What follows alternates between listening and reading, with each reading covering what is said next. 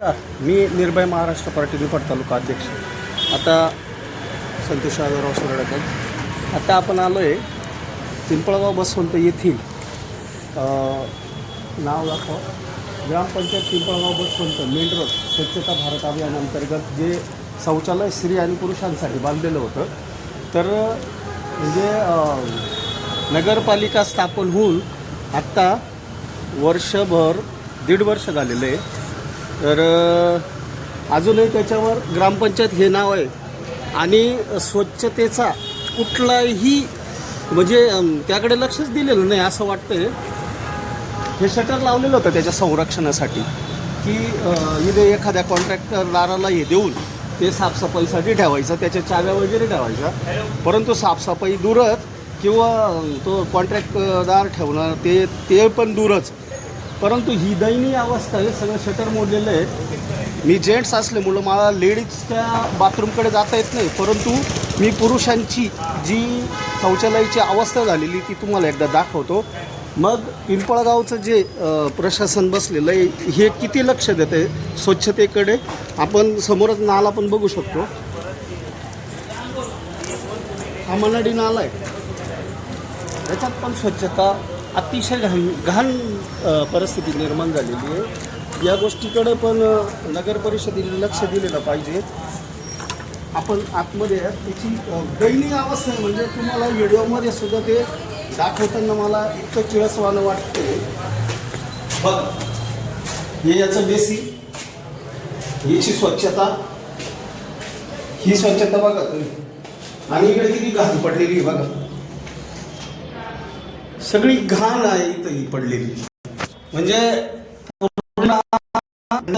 आणि याकडे नगर परिषदेने आता लक्ष देण्याची वेळ आलेली आहे.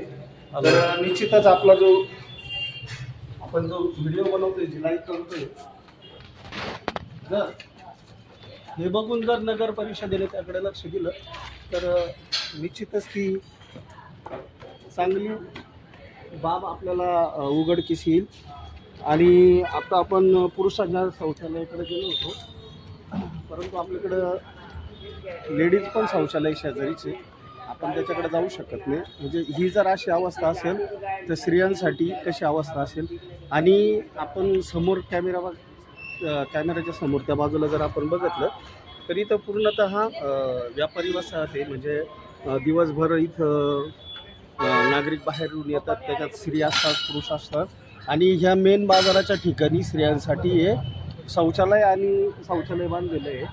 आणि पिंपळगावमध्ये माझ्या मते बहुतेक हे एकच शौचालय असं आहे गावाच्या सेंटर ऑफ पॉईंटला की जे महिलांसाठी उपलब्ध करून दिलेलं होतं त्यावेळेस ग्रामपंचायतीने. आणि आता ते नगर परिषद झाल्यापासून अरे मी बाहेर आहे जाय दुकानावर आलेलं आहे. परंतु तिथे समजत नाही निदर्शनास आलेलं आहे. आपण तरी नगर परिषदेने याकडे लक्ष देऊन लवकरात लवकर ती काळजी घ्यावी. आता आपण बघू शकत असाल तर जिथं अग्निशामक केंद्र आहे त्या रस्त्यापुढे जे डिवायडर आहे त्यावर धूळ साचलेली आहे खाली रस्त्यावर. त्याची साफसफाई चालू आहे. त्याची साफसफाई 2 दिवस लेट झाली तरी चालू शकते. परंतु ही अत्यंत महत्त्वाची बाब आहे नागरिकांसाठी. याची साफसफाई कधी होणार ते महत्त्वाचं जितकं आहे तितकंच हे सुद्धा महत्त्वाचं आहे. याकडे पण नगर परिषदेने लक्ष दिलं पाहिजे. आणि जी नामकरण आहे जे ग्रामपंचायत पिंपळगाव बसवंत असं लिहिलेलं आहे तिथं लवकरात लवकर पिंपळगाव बसवंत नगर परिषद हे व्हायला पाहिजे. धन्यवाद. एकच लक्ष जनतेचे प्रश्न.